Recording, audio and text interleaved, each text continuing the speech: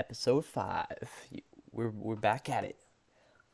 Episode 5, of course, jellyfishing, as you could see from the title card. Um, Obviously introduces the idea of jellyfishing, where SpongeBob and Patrick will run around with their fishing nets and try to catch jellyfish.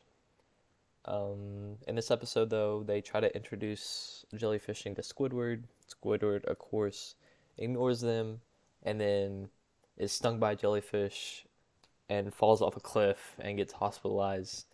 And so, to celebrate Squidward coming back home from the hospital, SpongeBob and Patrick go and take him jellyfish fishing while he is um, not modal. He can't move. He's in a wheelchair. So he's kind of forced to jellyfish for a little bit.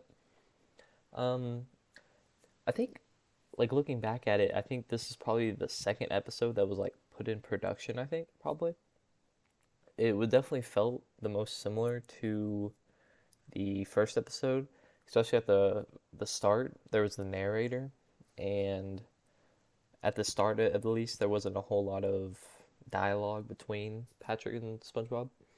Notable dialogue in this ep though is the firmly grasp it from Patrick trying to get Squidward to hold his fishing net even though his hand is completely bandaged up. So that's a notable dialogue. Also, like SpongeBob and Patrick running in that one. I always thought it was from the one where they were Mermaid and Barnacle Boy, but it turns out it's from this episode where they go down and they have their, I think it's a rope instead of poles like fire poles. They have fire ropes that they go down. Um, I think those are the only two. I guess Squidward being in a full body cast. I think that's some notable sense of uh, imagery, iconic. It's used. It's used as a format of some sort. But other than that, I think nothing else notable. I mean, the introduction of jellyfish fields is a another iconic place in Bikini Bottom is introduced. Jellyfishing as a concept introduced. Um, yeah, I mean, I've episodes very, remember it. I don't know how to say that in the kind of tense I wanted to say that in, but I remember it. It's it's one of the ones Nickelodeon would push with a good bit of um good bit of I don't know what I'm trying to say here. Pushes it with a good bit of I don't know. I'm trying to say like with frequency, Nickelodeon would show that episode with frequency. Um, but other than that, I think there's only three characters nobody knew was introduced. I thought, oh, that's another thing that they were doing the best day ever for Squidward, which the best day ever is a pretty big concept as far as the SpongeBob universe with the um, best day ever song.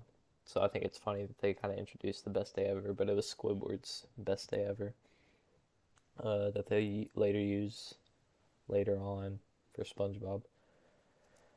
But I mean, it's definitely not the best that they've made so far. I think Squidward's not my favorite character, and it's kind of a Squidward centric episode. Probably a high six, like 6.8, 6.7, 6.7. Um, someone posted that Lamella Ball at it, and 6.7. Yeah, I'll say 6.7 for Lamella Ball. Um, yeah, I think that's about it. Next up is Plankton, the episode titled Plankton, so probably going to be about Plankton. Introduce him as a character, so that's big.